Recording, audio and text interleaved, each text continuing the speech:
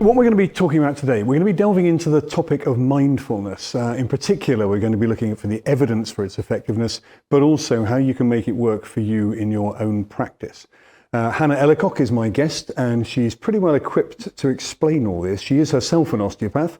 She's a mindfulness teacher, but she's also trained in using mindfulness to support her physical therapy. And I have been corrected. I said in my email earlier on that she was embarking on a PhD in mindfulness, but she's told me she's thinking about a PhD. So we'll just use that as a little bit of encouragement on my part for her.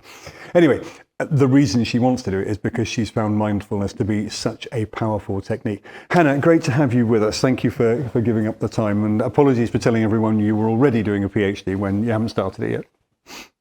Oh, well, thank you very much for having me here. No, not at all.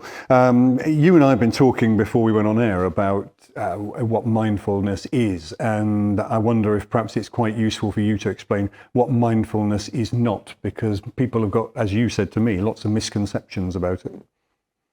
Yeah, and it is. So a lot of the time, I think people think quite rightly that mindfulness is a great tool to help you if you're stressed or anxious, or to help you relax. And yes, it can be those things, but it isn't really defined by that. And there's nothing wrong with finding it relaxing or doing it because you want to feel relaxed. But I think when we're talking about using it in a clinical setting or recommending it for patients, because all manner of reasons that I can talk about a bit later, why we might want to recommend mindfulness to the people who come into the doors of an osteopathic practice, it's important to understand that actually by practicing mindfulness and learning how to pay attention to the present moment, what we're doing is we're understanding that we can choose where we place our attention. So we have choices about how and where we place our attention. And when we use those to our advantage and make choices at times of adversity or in times of difficulty, when we're stressed, when we're worried or anxious, about stepping back from the melee of thoughts and choosing how and where we place our attention, then mindfulness can become a really powerful tool. Yeah, I guess there's been a tendency on my part, I won't try and speak for any of the osteos and chiros watching us, but a tendency on my part to think of it really as a sort of an equivalent to some sort of Zen trance that one might want to put oneself into, and I guess it's not. The clue is a bit in the name, isn't it? It's mindfulness. It's as you've just said, focusing on the important thing at the moment, perhaps. Yeah, absolutely. And in a sense, I think that kind of idea puts it off. And oftentimes people will say something like, oh, well, I tried it, but I couldn't clear my mind. I was really bad at it. And it's like, well, actually, no one can clear their mind. And in fact, just stopping and realizing that we have all these thoughts that just keep coming and coming and coming can be a really useful thing to do, because that's normal. Our mind is very full and very busy. And once we realize that, we can then make a choice about what we want to do about the fact our mind is busy and what would be a supportive action given these patterns that we call them automatic thinking patterns that we can really easily slip into. And we see a lot of them around health anxiety, around beliefs about what I'm the sort of person who type of thoughts, what people can and what people can't do, what people are frightened of doing. And once we can tune into those and also start to then recognize them in patients and then go on to advise patients how they can tackle them or view things from a different perspective, then it becomes something we can use in our own lives and also offer to our patients. I was talking to somebody only recently, over the last few days actually, who I tend to think has a tendency to catastrophize. So in any given situation, not necessarily a healthcare situation, but it could be that, that person will be saying, well, what's going to go wrong? What have I got to look out for? And things like that. Is that, I mean, given that catastrophization is a bit of an obstacle to rapid rehabilitation or healing, is that somewhere where mindfulness can come in? Yeah, most definitely.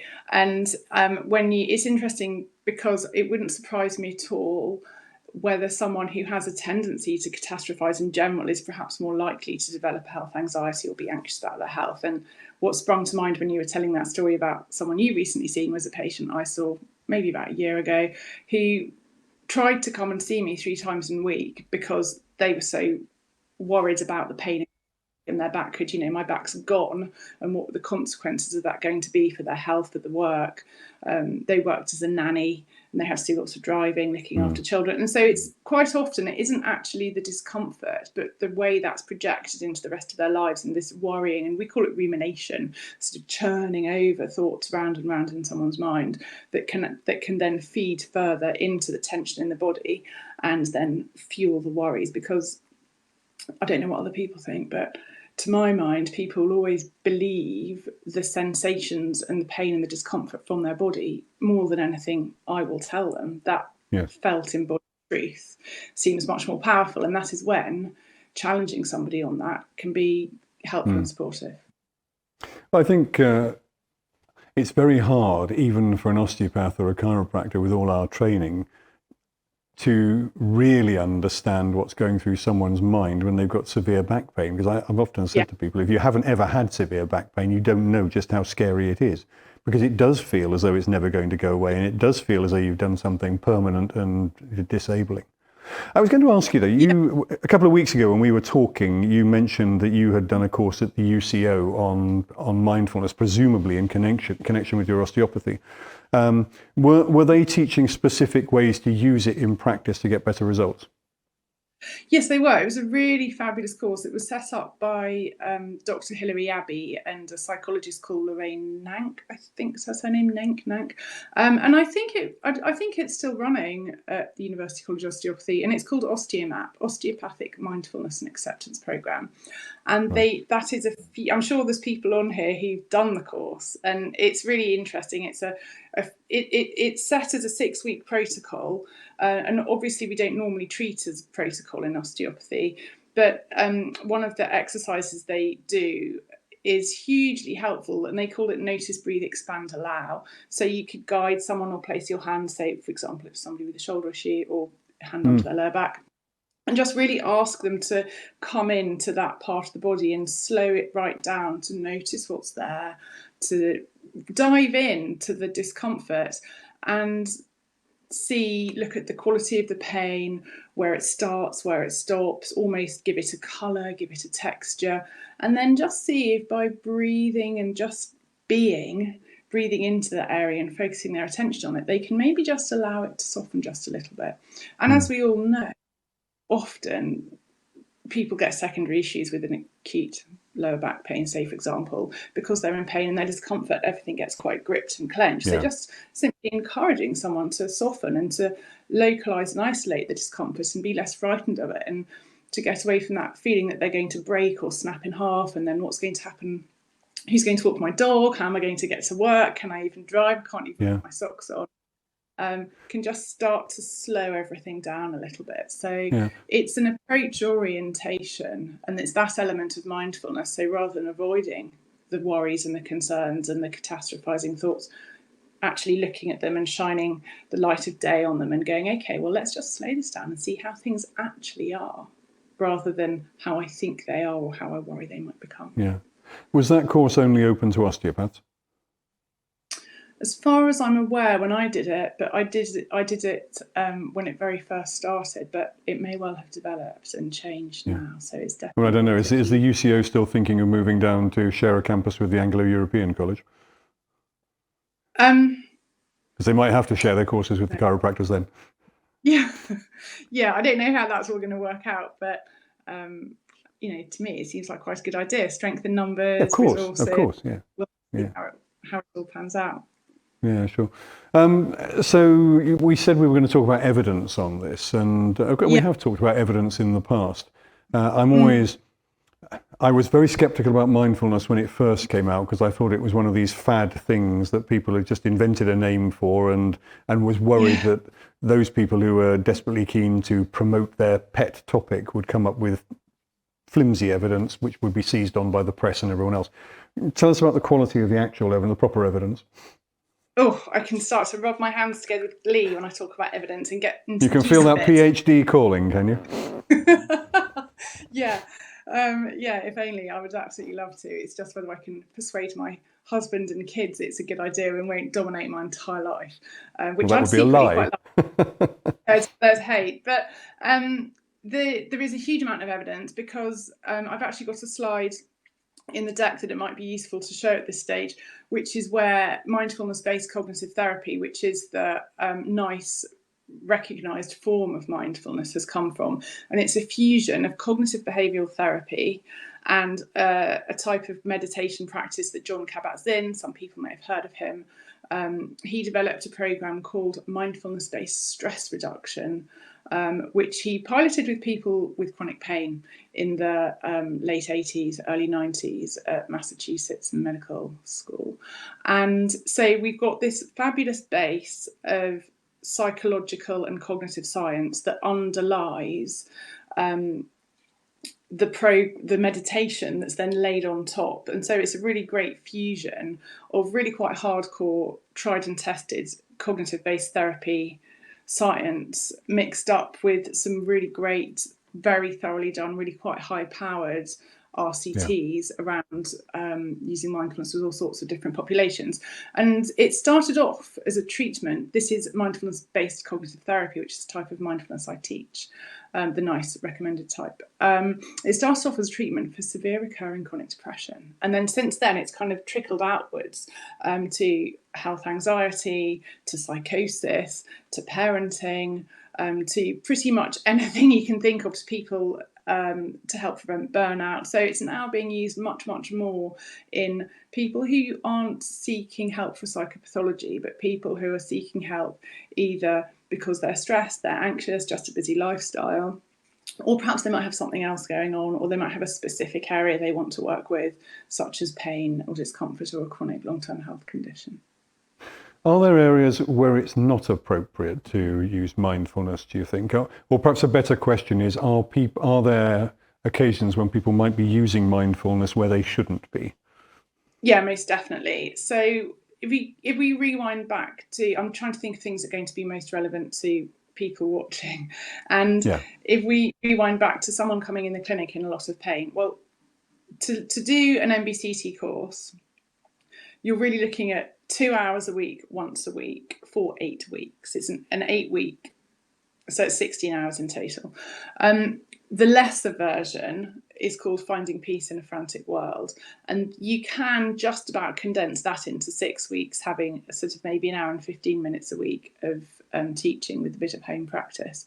So it's not if you want to actually properly do mindfulness rather than stick a plaster on the top and kind of, quick rub it better type of thing, then you do need to do a course. And you need to do that at a time in your life when you're in a good position to do it. So sometimes the times when we're most stressed aren't the best times to try and dive into a course that's going to help us be less stressed. So the general advice is, don't do it if you've just been bereaved. Don't do it if you've maybe just had a major life event like got divorced.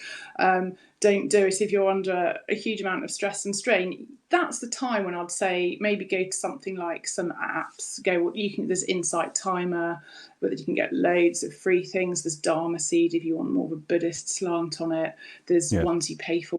Headspace and Calm, and that's when it might be relaxing and it might just be the thing you need to help you unwind a little bit. But if you want to, what we say in mindfulness is weave your parachute before you need it. So gain the skills, gain the techniques. As you were saying earlier, it's not some kind of secret Zen martial art ninja thing. It's something that anyone can learn how to do. Even people who go, I tried it, I was rubbish, I couldn't do that, my mind was just too busy. But that's the whole point, is noticing how busy it is and then deciding what would be supportive to us in that moment. So also, if people have had experienced psychosis, then you need to be really careful, or a really severe psychopathology, then they would need to really do mindfulness in a very supported way, supported by someone who's a mental health professional. Yeah, and you talked about MBCT, mindfulness-based cognitive therapy, which I think is the one you said that you teach. That by definition implies that there are other types of mindfulness. Is what you teach the most appropriate for physical therapists, do you think? Yes, and there's also MBSR, mindfulness-based stress reduction, and that just has a bit less. It's very similar, but it has less cognitive education. We call it psychoeducation or cognitive education. So, as part of an MBCT course, you have a chunk in each session where you look at thinking patterns and a really useful one is thoughts are not facts. And the idea that a thought is a thought, not a fact, seems quite obvious in the cold, cool, calm of day when you're quite relaxed and logical. But when you're really caught up in ruminating and worrying and anxiety or stress or depression, those thoughts can seem really real. And the more powerful the thought and the more adverse the thought, the more real it seems. So MBSR, mindfulness-based stress reduction, is really great, and there's a Cochrane review about that anyone who wants to can Google and go onto Cochrane and look that up, and that's really helpful. But they're the two really main formal types of mindfulness, and then there's of course all the contemplative practices that you might encounter in perhaps more religious setting. But yeah, I would say just be careful recommending it to patients that you know recommending them, because I think it could be quite easy to say, oh, mindfulness could be good, try a bit of mindfulness, but there are all sorts of people out there offering all sorts of weird and wonderful things, and yes, it could potentially, if someone suffered PTSD. On that topic, then, I imagine that there are potentially people who've done a one-day mindfulness awareness course or something who then hold out as mindfulness experts. Should we be wary of referring patients to people like that who haven't done more extensive training like yourself? I would be very wary of that, yes. I mean, it depends what they want. You might go to a yoga class and you might have a yoga teacher who does like a little mindfulness meditation at the end that's very well intentioned, and that's going to be great, and it's just part and parcel of what they do and what they deliver. But if you were seeking to learn how to meditate, then I would say it doesn't necessarily.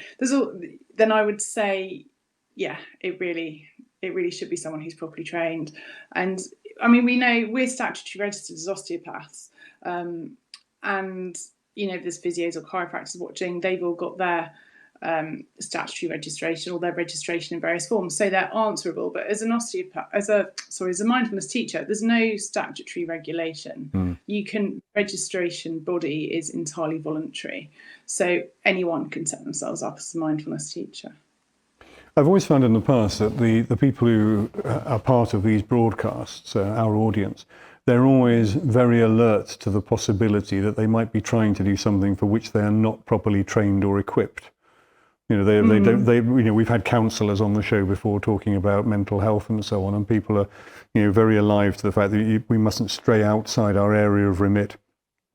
Is there a sticking plaster version of mindfulness that people could use in practice beneficially? Yeah, I would say if you yourself as a practitioner, or perhaps you have patients, there is absolutely no harm to go onto one of the many mindfulness apps and sort of have a listen and sort of dip your toe in the water.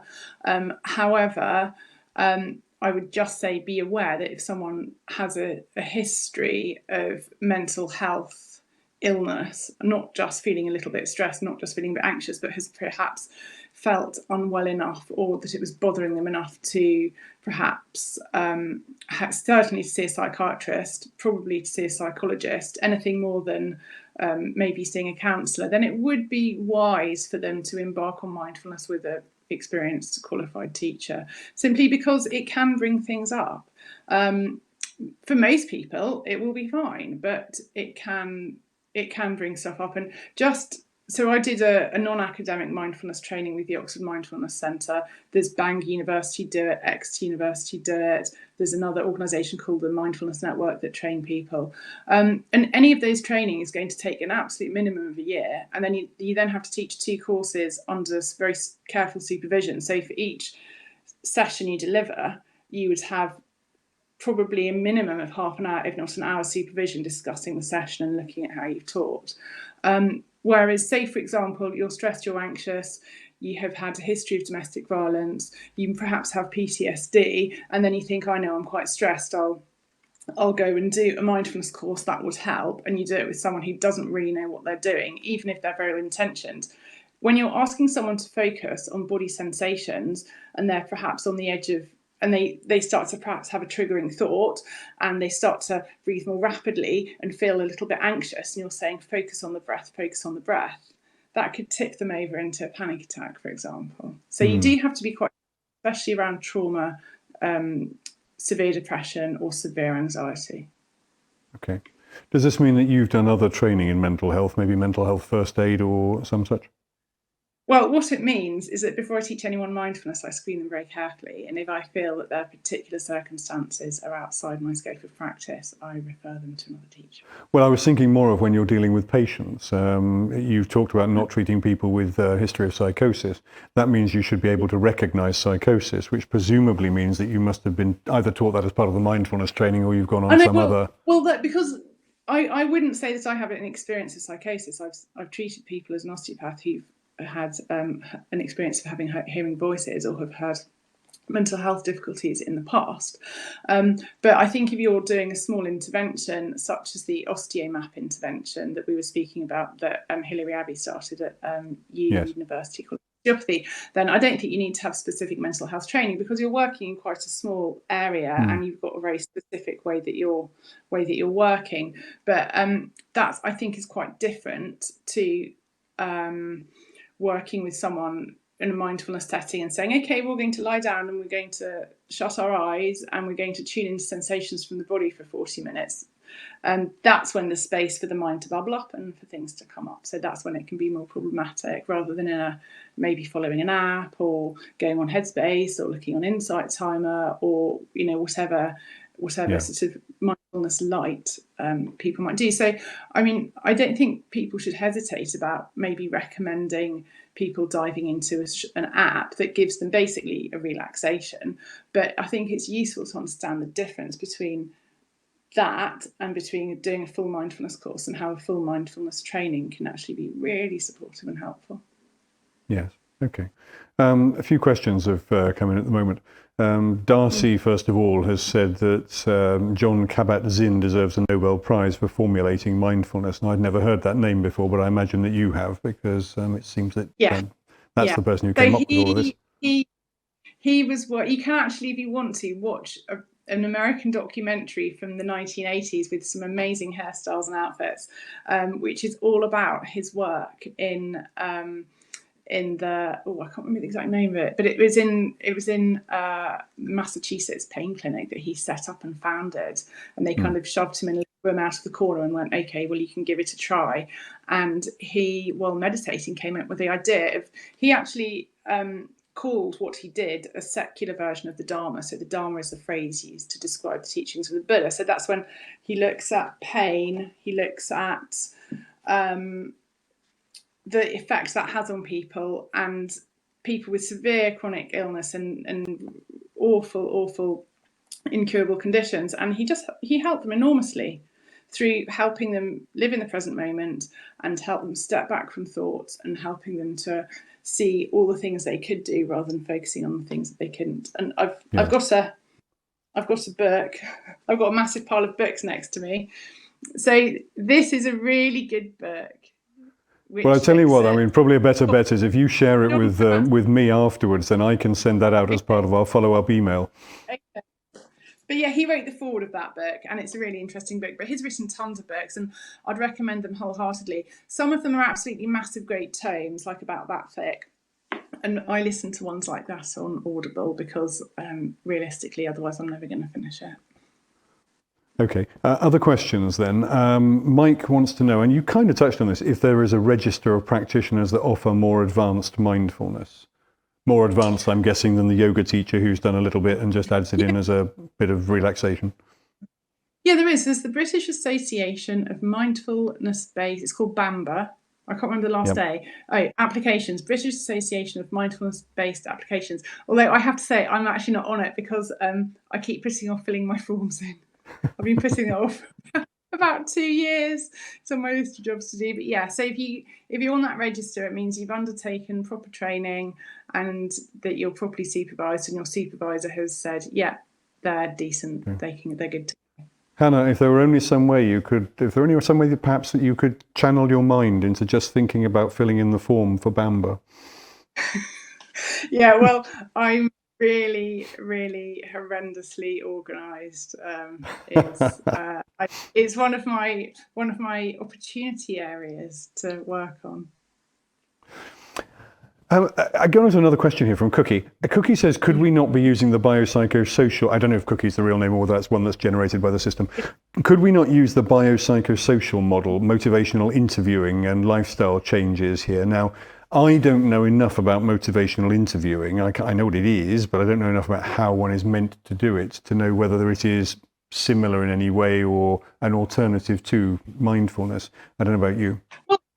Well, I think motivational interviewing is just a different approach, and it's not trying to achieve the same thing. I mean, my understanding, and I'm obviously not an expert on motivational interviewing, but motivational interviewing, as I see it, is trying to ascertain from somebody what matters to them, and in the interaction with them, encouraging them to look for barriers that may stop them doing whatever it is you're suggesting that they do, and asking them how they can navigate around those in a way. Say you're trying to get someone to do some exercises or some dietary changes or whatever it might be, but rather than I'm the expert and I will tell you what to do, sort of trying to find out what would work for them and what they feel would work, and understand what matters to them. And the OsteoMap program uses that approach a lot, to try and encourage, find out what matters to people. They call it values-based living. Right. But that's great, and that's an approach, and mindfulness is another approach. It's just different ways of skinning the cat, Yeah. I guess. Yeah. Somebody has sent in a question asking if you could just repeat what you said about an opportunity thingy regarding filling in that form, because whoever it was says they liked the phrase that you used for putting it off and they intend to use it themselves. Oh, yeah, an opportunity area. And actually, someone said that. I think I can only say that tongue in cheek. And I heard that phrase. I also teach Pilates, and I heard that phrase from an APPI Pilates trainer. He said, don't think of it as a weakness. Think of it as an opportunity area. So I try just to reframe things a little bit. Yeah. Getting back to treating patients, Sarah says, if you take patients into a trance-like state at the end of a session, and I'm not saying that's what you do, how do you get them out? And I think here she means, she says she likes her patients to be quite energized at the end of a session, and they get dressed quickly and get out quickly so that she can get on with her schedule. And she worries that trancey patients would take longer to leave. Well, mindfulness definitely isn't hypnotism. I mean, it's definitely not putting anyone in a trance-like state. In fact, it's bringing people into the present moment. So it's almost doing the opposite of a trance. But if that questioner means if someone's feeling quite calm and relaxed at the end, might it take them longer to get up and get dressed and get out, then I would say maybe don't put it at the end, put it in the middle. Yeah, a good point, which actually brings me on to a question that I've been meaning to ask, since we started this, but can you talk us through how a treatment session would go? What would make you decide to incorporate mindfulness in a normal appointment for someone with, I don't know, a shoulder problem, a hip problem, whatever else? And again here, how you would adjust your timing so that your appointment list doesn't get all out of whack because this particular one needs mindfulness and that one doesn't. Well, I wouldn't deliver if I'm delivering mindfulness as part of an osteopathic session, it is a very light touch that I just gently slip in, much more in the way that it's taught in the OsteoMap program, in which case it's part and parcel of a treatment. So if I were to say do a notice, breathe, expand, allow exercise with a patient, I'd sort of explain, I want to try this approach just to help you tune into this part of your body and really look at what's going on there, because often when we're in pain, we can want to push against it and we can auto splint, and quite often we just get really tight because it hurts so much and we're quite frightened of it. And sometimes when we unpick and we get a bit closer, it can feel a bit less scary. How does that sound? Yeah. And then I would go into a notice, breathe, expand, allow, which might take 5-7 minutes, and then come out of that. And then what's quite interesting, say, for example, you were using a shoulder, because that's a nice and easy one to kind of think about. You could do active and passive movement testing before and afterwards and see, does that just feel a bit easier? And yeah, the pain might still be there, but they might not have everything clenching and gripping and holding and the holding onto the jaw. So I would use it in really quite a practical way. If I then could say to, if say for example, but that would be when I'd use it differently, to say I had someone with a chronic long-term health condition or presenting with chronic pain, in which case I would say, look, we can help you, but this isn't going to go away. You've had it for 10 years. So had you thought about a different approach? Okay. And that's when I'd say you think about doing a mindfulness course, doing an 8-week course. Right. And that probably helps answer Rob's question, who says, if including mindfulness practice for the patients during a treatment, how long would you normally schedule the appointment for? Is it possible to keep to 30 or 40-minute appointments if you're doing this? If you're using it in a bite-sized chunk, then yes, it most definitely is. Although having said that, if I've got a gap after a patient, I'll almost always run over and just end up taking a little bit longer, because it's nice to, normally I do an hour new and half an hour follow up. But if I was doing the full osteomap protocol, each session is an hour rather than half an hour. But I don't teach mindfulness one-to-ones. I've had requests for it, for people doing an 8-week course one-to-one, but actually a lot of the learning comes out of that sense of common humanity you get from hearing other people's stories. So it's not group therapy, but nonetheless, hearing other people's responses can actually be really helpful when we're making our own reflections on how we might respond. Is your training done online, or is it face-to-face? Most of the teaching I have done has been online. That is partly because I did my training shortly before the pandemic hit, and so much of the teaching I've done has been, and it actually transfers really well. At the moment, I teach mindfulness in a local hospice as a volunteer with people with a terminal diagnosis in what they call the Living Well Centre. So it's about helping people live well. And I'm doing that face to face. It is slightly different face to face. There is some good research actually that looks at delivery online versus delivery face to face, and online comes up pretty good. I mean, I think I'd always prefer in person, but if in the middle of the winter you don't have to get out in an evening, then it's easier to turn up to a class if you can just do it online. So I guess I was thinking about training for practitioners rather than for something we could recommend to our patients. Well, I'd have said, in terms of practitioner training, I'd have said the Oxford Mindfulness Foundation or the Mindfulness Network are really good, and they do a mixture of online and in person. Yeah. But these are year-long courses. Yeah, they are. I think the Mindfulness Foundation or the Mindfulness Network, do one that is a block format. So you can turn up to a residential chunk for a week, go away and do some practice, turn up for another chunk. And that's how I did my training. The Oxford Mindfulness Foundation, it used to be called the Oxford Mindfulness Centre. They don't do that anymore. They only do a year-long course, which I think is a shame, but there we go. Yeah. A few people have apparently been asking about EMDR, eye movement desensitization and reprocessing for PTSD. Is that something you're familiar with? And can you, I don't know how we put that in context with mindfulness. It is completely different from mindfulness. It is a completely separate entity. I know a little bit about it, but not an enormous amount. And it has to be delivered by someone who's a specialised psychologist or CBT therapist, and it is a treatment for trauma, and it's apparently meant to be extremely helpful. But I don't know a great deal more about it than that. But please don't confuse it with mindfulness, because it's a completely separate thing. But I've taught people mindfulness who have had a PTSD diagnosis, but only, as I'm obviously not a mental health professional, I couldn't try and treat them with mindfulness, so to speak. But if they've had therapy, they've had some counselling, they've had EDMR, and they felt they were in a position to undertake a mindfulness course, and they were happy that they would have the skills to deal with anything that might trigger them during the session, then in those circumstances, I would take them on a course. So mindfulness can be used post-trauma or with people who've suffered PTSD, but they would definitely need quite a lot of help first, and EMDR is apparently very helpful. Yeah.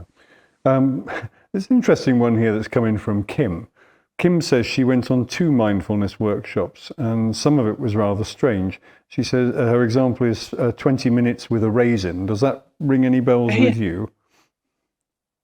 Yeah, actually. So I don't think Kim's the only person to think that.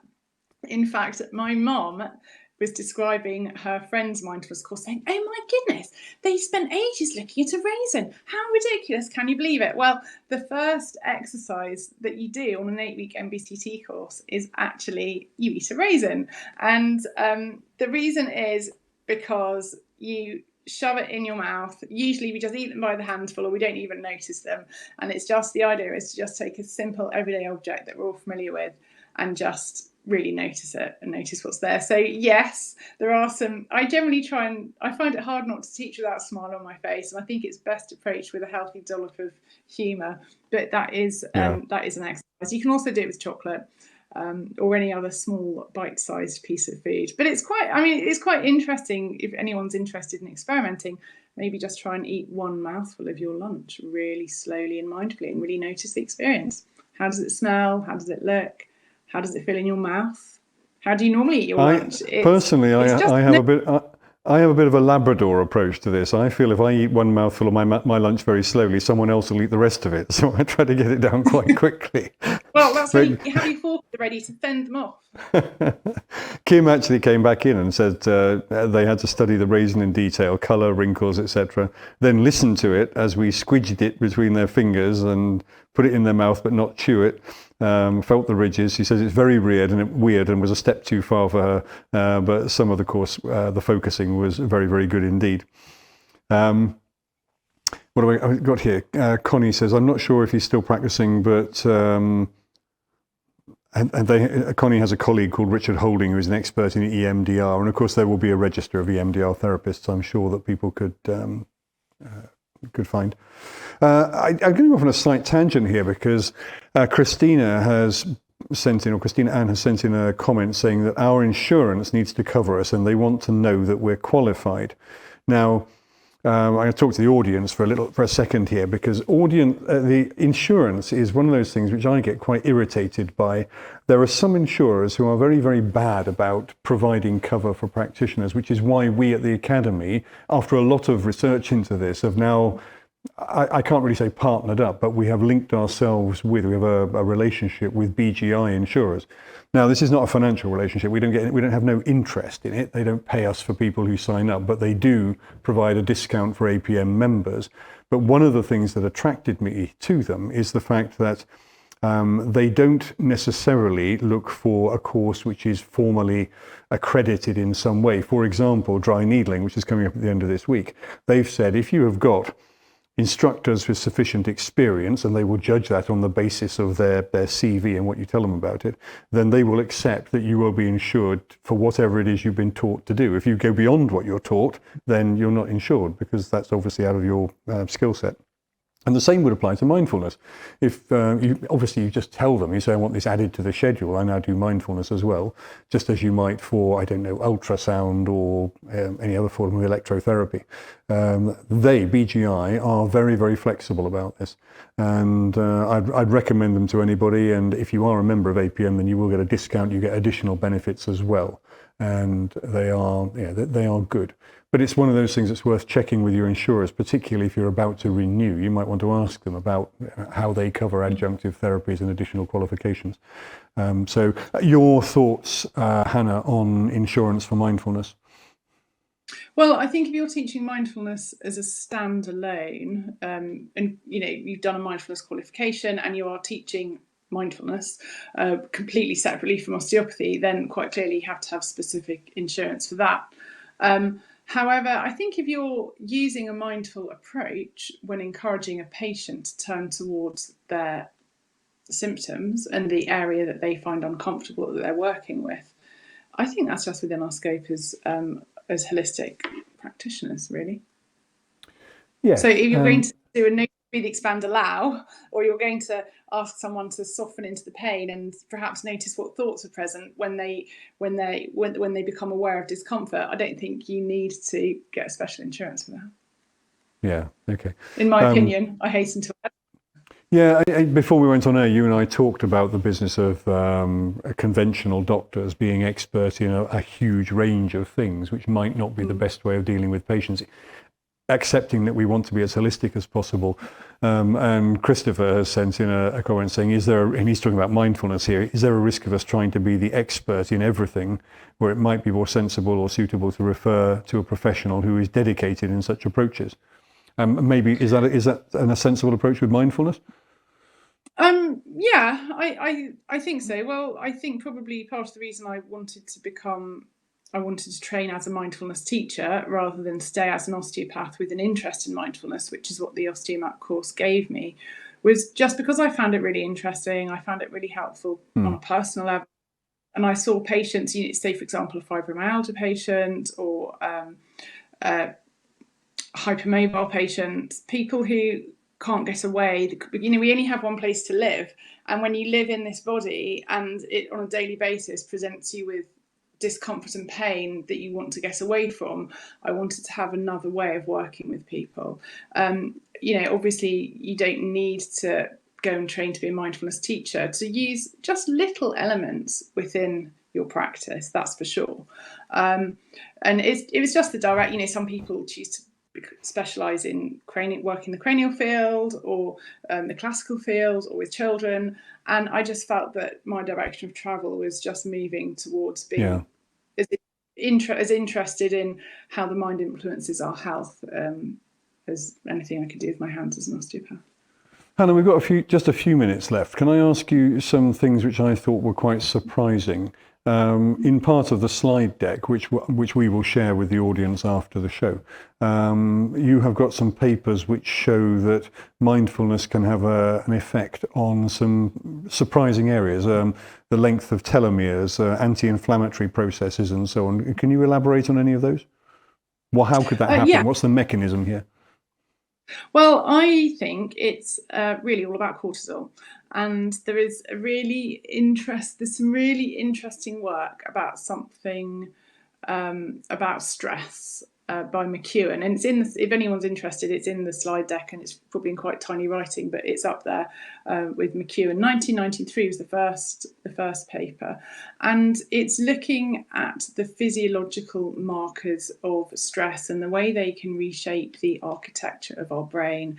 And we all know that when we're in a heightened sympathetic state for a prolonged period of time, or we are regularly pushed into as being sympathetically driven and in high cortisol, that's going to have an effect on our health.